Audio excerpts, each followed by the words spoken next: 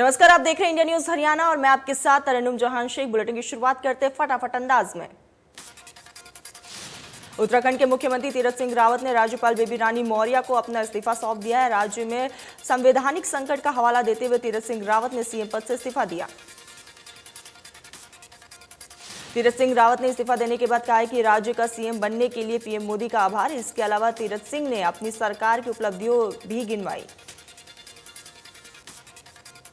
तीरथ सिंह के इस्तीफे के बाद उत्तराखंड बीजेपी विधायक दल की बैठक बुलाई गई है, जिसके पर्यवेक्षक केंद्रीय कृषि मंत्री नरेंद्र सिंह तोमर होंगे। प्रदेश में 24 घंटे में सामने आए 45,640 नए केस। कुल मरीजों की संख्या बढ़कर 3,05,00,000 के पार। देश में 24 घंटे में 722 कोरोना लोगों की मौत हुई है। देश में अब तक कोरोना से 4,01,000 लोगों की जान जा चुकी है।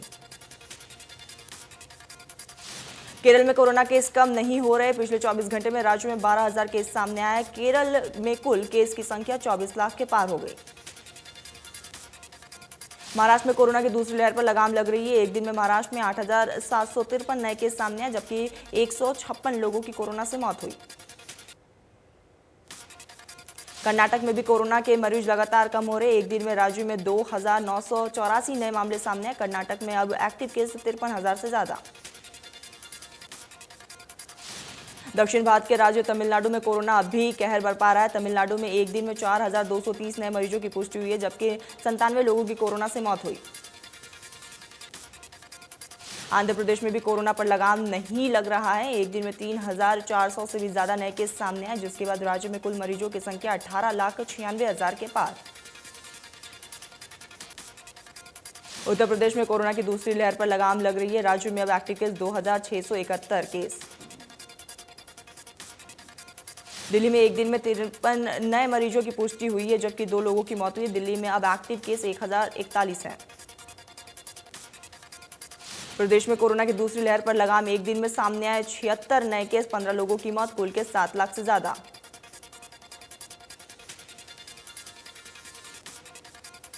सरकार ने राहत भरी जानकारी देते हुए कहा है कि पीक से अब एक्टिव मामलों में 86% की गिरावट है। इसके साथ ही रिकवरी रेट में भी काफी इजाफा हुआ है।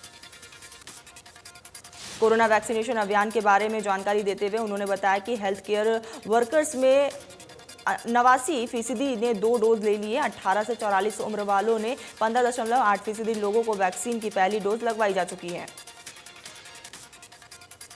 स्वास्थ्य मंत्रालय ने गर्भवती महिलाओं को वैक्सीन लगवाने को प्रस्ताव को मंजूरी दे दी है। स्वास्थ्य मंत्रालय की मंजूरी के बाद अब कोई भी गर्भवती महिला वैक्सीन ले सकती है। हुड्डा समर्थकों द्वारा प्रदेश अध्यक्ष कुमारी शैलजा को हटाने की मांग पर अनिल विज ने कहा कि कांग्रेस में बड़े स्तर पर धड़ेबाजी है। नेता एक दूसरे के कार्यक्रम का बॉयकॉट करते हैं। हुड्डा गुट भूपेंद्र हुड्डा को कांग्रेस का नेता बनाने के लिए पिछले कई सालों से कैंपेन चल रहा है, लेकिन कामयाब नहीं हो रहे हैं। किसान नेताओं के सांसद कुछ करने पर अनिल विज ने कहा है कि किसान आंदोलन पूरी तरह से फेल हो चुका है। इनको नेता आंदोलन को चलाने में विफल हो गए हैं। अब किसान नेता लोगों से अपनी जान बचाने के लिए तरह तरह के प्रचार कर रहे हैं। हरियाणा कांग्रेस में अंतरकलह की खबर सामने आ रही है, जिसको लेकर कुमारी शैलजा ने कहा है कि कांग्रेसी हूं, लेकिन हमारी नसों में कांग्रेस का खून दौड़ता है और मैं 76 बिरादरी के साथ लेकर चलती हूं।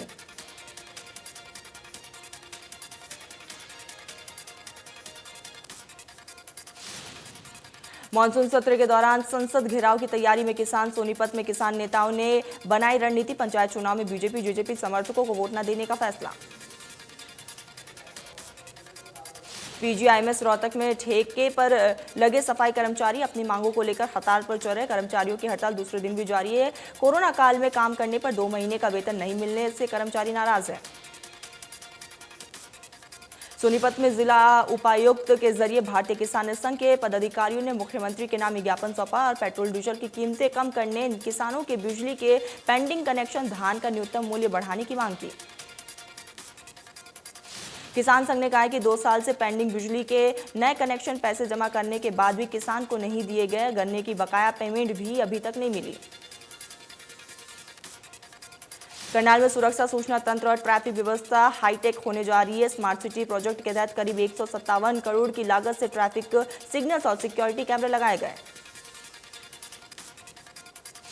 निगम कार्यालय में बने integrated command and control centre से शहर के चौक चौराहों और बाजारों पर नजर रखी जाएगी। कंट्रोल रूम से सरकार और प्रशासन की सूचनाएं डिजिटल माध्यम से लोगों तक पहुंचाई जाएगी और जरूरत पड़ने पर मदद मिलेगी।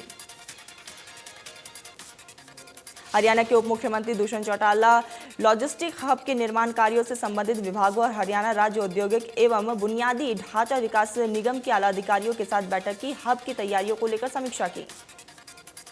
उन्होंने सभी विभागों के प्रस्तावित निर्माण कार्य का नक्शे के जरिए निरीक्षण किया और अधिकारियों को टाइमलाइन देते हुए तय समय में सभी औपचारिकताएं पूरी करने के भी निर्देश दिए।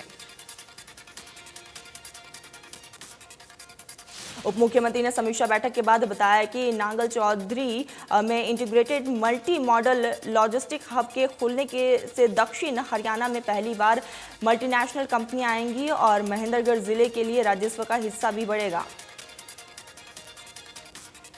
भिवानी में भीषण गर्मी में पुलिस सुस्त तो लोग बेपरवाह दिख रहे हैं। चौक चौराहों पर पुलिस मुस्तैद होने के बाद भी लोग बिना मास्क के दिखाई दे रहे हैं। पुलिस ने लापरवाह लोगों के चालान काटे। महंगाई ने आम आदमी की कमर तोड़ दी। पिछले कुछ महीने में घर में इस्तेमाल होने वाली कई चीजों की कीमतों में उछाल आया तो दूध की कीमत में भी बढ़ोतरी की गई है, जिससे आम आदमी से लेकर दुकानदार सभी नाखुश नजर आए। कुरुक्षेत्र में कैबिनेट मंत्री कल्पपाल गुर्जर ने सरस्वती नदी के साइटों का औचक निरीक्षण किया है। कहा कि सरस्वती की नदी में अब साल भर निर्माण जल रहेगा। सरस्वती नदी के तट से 7 पीपल में टूरिस्ट स्पॉट बनेगा, जहां पर टूरिस्ट से आने वाले टूरिस्ट बोटिंग का आनंद ले सकेंगे, जिससे कुरुक्षेत्र का टूरिज्म डेवलप होगा। शिक्षा मंत्री कल्पपाल गुर्जर ने कहा है कि सरस्वती के अंदर अब 12 महीने जल आपको बहुत हुआ देखने का मिलेगा। इसके लिए एक बांध भी अलग से बनाया जा रहा है, जिस पर बड़ी तेजी से काम चल रहा है। लोकसभा के मानसून सत्र में बॉर्डर पर बैठे किसान दिल्ली कूच पर कर सकते हैं। किसान नेता बूटा सिंह ने कहा है कि संयुक्त मोर्चा की बैठक में लिया जा सकता है कि संसद तक पैदल मार्च या फिर दिल्ली मार्च। उन्होंने कहा कि 6 जुलाई को किसान पंजाब के सीएम कैप्टन अमरिंदर सिंह के निवास स्थान पर घेराव करेंगे, क्योंकि पंजाब में बिजली की सप्लाई कम हो रही है। किसान नेता ने कहा कि विपक्षी दलों पर निगाह रखने का फैसला किसानों ने लिया और मानसून सत्र में जो पार्टी किसानों के हित में समर्थन नहीं करेगी उसका किसान विरोध करेंगे। कैथल में निजी अध्यापक संघ समिति के बैनर तले टीचर्स और अभिभावकों ने मिलकर रोष मार्च निकाला और शिक्षा मंत्री के नाम ज्ञापन सौंपा। प्रदर्शनकारियों ने बताया कि कोरोना की वजह से सभी प्राइवेट स्कूल मार्च 2020 से बंद पड़े, जिसकी वजह से टीचर्स आर्थिक संकट से जूझ रहे हैं। सरकार ने मांग है कि दोबारा से स्कूल खोले जाएं। सोनीपत में नगर परिषद के चुनाव को लेकर जिला उपायुक्त की मौजूदगी में 24 वार्ड के ड्रॉ निकाले गए। इसमें से पर्ची के आधार पर वार्डों का आरक्षण किया गया। इस बार महिलाओं का वर्चस्व बढ़ने वाला है। 24 वार्ड में से 11 वार्ड में महिलाएं प्रतिनिधित्व करेंगी। आरक्षित सीटों को लेकर कई वार्ड के लोगों ने आपत्ति भी जताई। हरियाणा वेयर हाउस के चेयरमैन और पृथल से विधायक नयनपाल रावत ने गांव चंदवाली में अपने कार्यालय पर कई विभागों के अधिकारियों की मीटिंग की है और सीएम की घोषणाओं को जल्द पूरा करने के निर्देश दिए। विधायक नयनपाल रावत ने अधिकारियों को चेतावनी दी है कि अगर मुख्यमंत्री की घोषणाओं को पूरा नहीं किया जाएगा तो उस पर कार्रवाई की जाएगी। हरियाणा सरकार द्वारा 10 से 12 साल से कम काम कर रहे हैं नगर परिषद के 113 कच्चे कर्मचारियों को पक्का कर दिया गया है। स्वास्थ्य मंत्री अनिल विज ने खुद सभी कर्मचारियों को नियुक्ति पत्र सौंपे।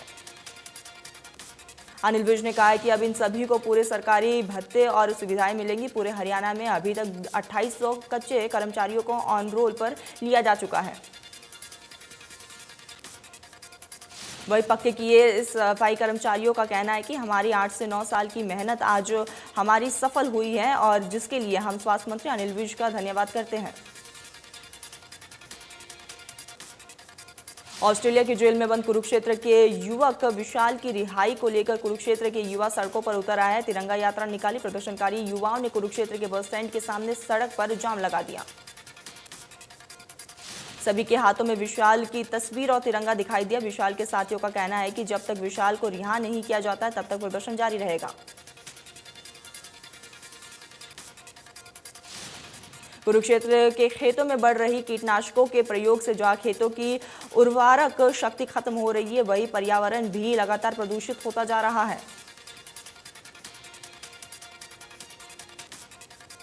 कुरुक्षेत्र जिले के लगभग 80% क्षेत्र में धान की रोपाई हो चुकी है। खेतों में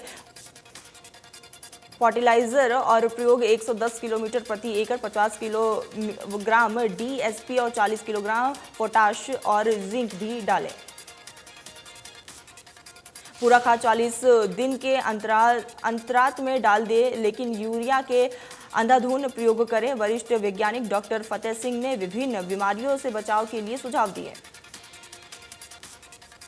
पंचकुला के बाद प्रदेश के रेवाड़ी नागरिक अस्पताल को जल्द मिलेगी आईसीयू की सुविधा। केंद्रीय राज्य मंत्री राव इंद्रजीत सिंह ने रिबन काटकर उद्घाटन किया। पूर्व शिक्षा मंत्री गीता भुक्कल ने एक बार फिर से केंद्र और प्रदेश सरकार पर निशाना साधा है। भुक्कल ने कहा है कि कोरोना काल की पहली और दूसरी लहर में सरकार की लापरवाही का खामियाजा देश और प्रदेश की जनता को भुगतना पड़ रहा है। उन्होंने कहा कि देश में कोरोना की पहली लहर आने के बाद देश हित और जनहित में जहां सरकार को सचेत होकर काम करना चाहिए था, वही सरकार लापरवाही का परिचय देकर बंगाल में विश्व चुनाव और यूपी में पंचायत चुनाव को संपन्न करने में जुटी हुई थी। मंदरगढ़ में बीडीपीओ कार्यालय के पास एक गाड़ी में एक सरकारी अध्यापक का शव बरामद हुआ। परिजनों ने हत्या की आशंका जताई। फरीदाबाद में निजी स्कूल के फीस बढ़ोतरी पर एक बच्ची का वीडियो बनाकर वायरल करने के मामले में नया मोड़ आ गया है। जिला उपायुक्त के आदेश पर जांच में बच्ची के पेरेंट्स की गलती सामने आई। जिला शिक्षा अधिकारी का कहना है कि बच्ची या उसके मां बाप का स्कूल से फीस को लेकर कोई भी विवाद नहीं था। उसके बावजूद भी वीडियो बनाकर विभाग और स्कूल की छवि खराब करने की कोशिश की गई है। बच्ची के पेरेंट्स ने लिखित में माफी मांगी। झज्जर बदली मार्ग पर एक बाइक सवार को अज्ञात कार चालक ने टक्कर मार दी। गंभीर चोट के चलते बाइक सवार की मौके पर ही मौत हो गई। मृतक की पहचान 32 वर्षीय मोनू गांव लाड़पुर जिला झज्जर के रूप में हुई है। सूचना मिलते ही पुलिस मौके पर पहुंची और मृतक के शव को अपने कब्जे में लेकर पोस्टमार्टम के लिए भेजा। केतल के सीआई 2 पुलिस द्वारा एक अंतर्राज्यीय नशा तस्कर को काबू कर लिया गया है, जिसके कब्जे से करीब 3.5 लाख रुपए की 2 किलो 830 ग्राम अफीम बरामद की गई। सफाई नहीं होने से ओपीडी वार्डों और इमरजेंसी ट्रॉमा सेंटर और डेंटल कॉलेज में कूड़ा बिखरा हुआ दिखा। कूड़े से डस्टबिन भर चुके थे और उठाने वाले भी कोई नहीं है। गुरुग्राम के मानेसर सेक्टर 11 में शराब कारोबारी गुरबीर पर एक शख्स ने ताबड़तोड़ फायरिंग कर दी। शराब कारोबारी अपने साथियों के साथ ठेके पर बैठकर शराब पी रहा था। अंबाला में पार्षद को जान से मारने की धमकी मिली है। वार्ड 18 और पार्षद सरदुल सिंह को यह धमकी मिली है। पार्षद ने सरकारी जमीन पर कब्जे का मामला उठाया था। एसपी तक मामला पहुंचने के बाद भी अभी तक कोई भी कार्रवाई नहीं की गई है। 22 जून को एसपी हामिद अख्तर से मिले थे पार्षद। कैथल में स्टूडेंट फेडरेशन ऑफ इंडिया के छात्रों ने नर्सिंग छात्र छात्राओं की शिक्षा संबंधित समस्याओं को लेकर लघु सचिवालय में नारेबाजी की और स्वास्थ्य मंत्री अनिल विज के नाम ज्ञापन सौंपा। सोनीपत के गांव ब्यापुर समेत आसपास के इलाकों के किसानों को रजिस्ट्रेशन कराने के दौरान परेशानी उठानी पड़ रही है और उनकी फसल का रकबा शून्य दिखाया जा रहा है। इसी समस्या को लेकर गांव के लोगों ने इकट्ठा होकर विरोध प्रदर्शन किया और मौके पर कृषि अधिकारी को बुलाकर अपनी समस्याओं के बारे में बताया और जल्द समाधान की मांग की। किसानों ने कहा है कि वो धान की खेती करते थे। सरकार और कृषि विभाग के अधिकारियों के जागरूक करने के बाद उन्होंने मेरा पानी मेरी विरासत योजना से जुड़ने के लिए धान छोड़कर कपास उगाया, लेकिन उनका रजिस्ट्रेशन योजना के तहत नहीं हो पा रहा है। फरीदाबाद में दहेज को लेकर बारात लौटी वापस। दहेज के लोग भी मांग रहे थे कार और लड़की वाले ने कार देने से किया इनकार। पलवल सिविल अस्पताल में लैब टेक्नीशियन द्वारा पैसे लेकर 70 वर्षीय मृत व्यक्ति का वैक्सीनेशन सर्टिफिकेट बनाने का मामला सामने आया है। लैब टेक्नीशियन द्वारा पैसे लेने की वीडियो एक निजी चैनल के कैमरे में कैद हो गया। अस्पताल प्रबंधन की तरफ से मामले में 3 सदस्यीय डॉक्टरों की जांच कमेटी का गठन किया गया है, जो कि आगामी 2 दिन में अपनी जांच रिपोर्ट पेश करेगी। फरीदाबाद में 2 वर्षीय बच्ची के गोचर नाम की दुर्लभ बीमारी का केस सामने आया है। बच्ची के परिजन इलाज के लिए दर-दर की ठोकरें खाने को मजबूर है। इलाज के लिए 35 से 40 लाख रुपए का खर्च है। पानीपत के निजी स्कूल में लिफ्ट में फंसने से लैब अटेंडेंट की मौत हो गई। परिजनों ने स्कूल प्रबंधन पर लगाया लापरवाही के आरोप। एसडीवीएम स्कूल में हुआ हादसा। रोहतक पुलिस में तैनात एएसआई राजू सिंह ने सिक्योरिटी रूम में पंखे से लटक कर आत्महत्या कर लिया। कई दिनों से एक बैंक में सुरक्षा कर्मी के पद पर तैनात था मृतक। यमुनानगर में एक बार फिर से इंसानियत को शर्मसार कर देने वाला मामला सामने आया, जिसमें पड़ोस में ही रहने वाले शख्स ने 8 साल की मासूम को अपने हवस का शिकार बनाया। बच्ची को खून से लथपथ हालत में अस्पताल में भर्ती करवाया गया, जहां उसकी गंभीर हालत में देखते हुए चंडीगढ़ पीजीआई के लिए रेफर किया गया।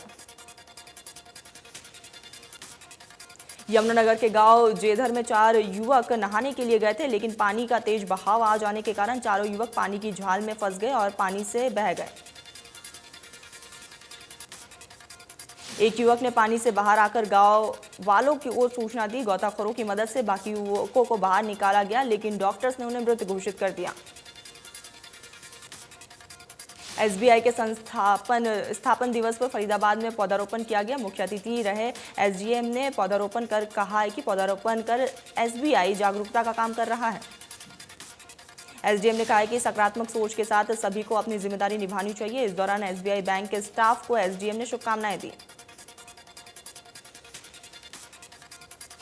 टोक्यो ओलंपिक में जाने वाले भारतीय मुक्केबाज टीम के सबसे अनुभवी बल्लेबाज मुक्केबाज विकास कृष्णा इन दिनों टोक्यो में प्रैक्टिस कर रहे हैं। भिवानी के मुक्केबाज विकास कृष्णा को 2008 के बीजिंग ओलंपिक और 2012 के लंदन ओलंपिक का अनुभव है। टोक्यो ओलंपिक में उनसे देश को पदक की उम्मीद है। झुग्गी-बस्ती से निकलकर माउंट एवरेस्ट पर चढ़ाई करने का सपना देखने वाले पर्वतारोही हुकमचंद उर्फ चंद माही अपने इस अभियान के लिए रूस रवाना हुए। रूस के मिनरल वाडा शहर में माउंट एल्ब्रुस के नाम से प्रसिद्ध यूरोप की सबसे ऊंची 18,500 फीट की चोटी को चांद माही को फतेह करना है। गोवाना में हरियाणा कर्मचारी महासंघ के नवनियुक्त ब्लॉक स्तर पर कार्यकारिणी की बैठक हुई। इस बैठक में हरियाणा सरकार द्वारा 2020 में डीए भत्ता रोके जाने और पुरानी पेंशन बहाली को लेकर चर्चा की गई। रोहतक में भीषण गर्मी से लोगों को मिली राहत। तेज बारिश से तापमान में गिरावट। गर्मी और बिजली कटों ने लोगों को किया परेशान। जज्जर में लॉकडाउन के बाद बहादुरगढ़ में लाइट डाउन से उद्योग संकट है। गणपति और सूर्य इंडस्ट्रियल एरिया में 6 दिन से नहीं है लाइट। अमरनाथ यात्रा को रद्द किए जाने के विरोध में अमरनाथ सेवा समिति के सदस्य द्वारा विरोध प्रदर्शन किया गया। समिति के सदस्य ने अमरनाथ यात्रा को बहाल करने की मांग की। अमरनाथ सेवा समिति के सदस्य ने उपायुक्त को प्रधानमंत्री के नाम ज्ञापन सौंपा हुआ है और मांग की है कि यात्रा को बहाल किया जाए। उन्होंने कहा है कि जब देश में चुनाव हो सकते हैं, अन्य काम भी हो सकते हैं, तो सरकार यात्रा को क्यों रद्द कर रही है। महम के लोगों ने ना पर्याप्त बिजली मिल रही है और ना ही पीने का पानी। यहाँ बिजली के लंबे कट लगते हैं और कई दिन बाद पीने के पानी की आपूर्ति की जाती है। शहरवासियों का कहना है कि जब पेयजल आपूर्ति की जाती है तो पानी बहुत गंदा आता है। प्राप्त और स्वच्छ पानी ना मिलने से शहरवासी काफ़ी ज़्यादा परेशान है। पग्गू गांव के किसानों ने हिसार रोड स्थित नहरी विभाग कार्यालय में प्रदर्शन किया। प्रदर्शनकारी किसानों का कहना था कि सिंचाई की किल्लत के चलते उनकी नरमा कपास की फसलें खराब हो रही हैं। किसानों का कहना है कि जितना समस्या उन्हें पानी मिलता है उससे एक किला ज़मीन की भी सिंचाई नहीं हो पाती है, जबकि पानी 5 किलो के लिए दिया जाता है। भिवानी के गांव कुसुम्बी में अज्ञात बाइक सवार ने चाकू से गोद कर किसान की हत्या कर दी। पुलिस मामले की तफ्तीश में जुटी। बाइक सवार युवक ने उसके रास्ते में रोककर चाकुओं से उस पर हमला कर दिया। वारदात को अंजाम देने के बाद बदमाश मौके से फरार। जम्मू एयरफोर्स स्टेशन पर ड्रोन हमले को लेकर डीजीपी ने कहा है कि जांच के दौरान ये देखा जाएगा कि ड्रोन सीमा पार से चलाए गए थे या सीमा के अंदर से। ऐसे संकेत है कि लश्कर-ए-तैयबा इसके पीछे है। पुलवामा में सुरक्षा बलों की आतंकियों से मुठभेड़ हुई है। पुलवामा में हंजीन राजपुरा इलाके के आतंकियों से सुरक्षा बलों के जवानों ने लोहा लिया है। इस इलाके में 3 से 4 आतंकियों के घिरे होने की खबर भी है। मुठभेड़ में सुरक्षा बलों ने 5 आतंकियों को मार गिराया। सेना का एक जवान भी शहीद हो गया। दूसरे जवान को घायल होने के बाद अस्पताल में भर्ती करवाया गया। इससे पहले दक्षिण कश्मीर के अनंतनाग में पुलिस के काफिले पर आतंकियों ने हमला किया था। हमले में एक पुलिसकर्मी घायल हो गया था। इलाके की घेरेबंदी कर सर्च ऑपरेशन जारी।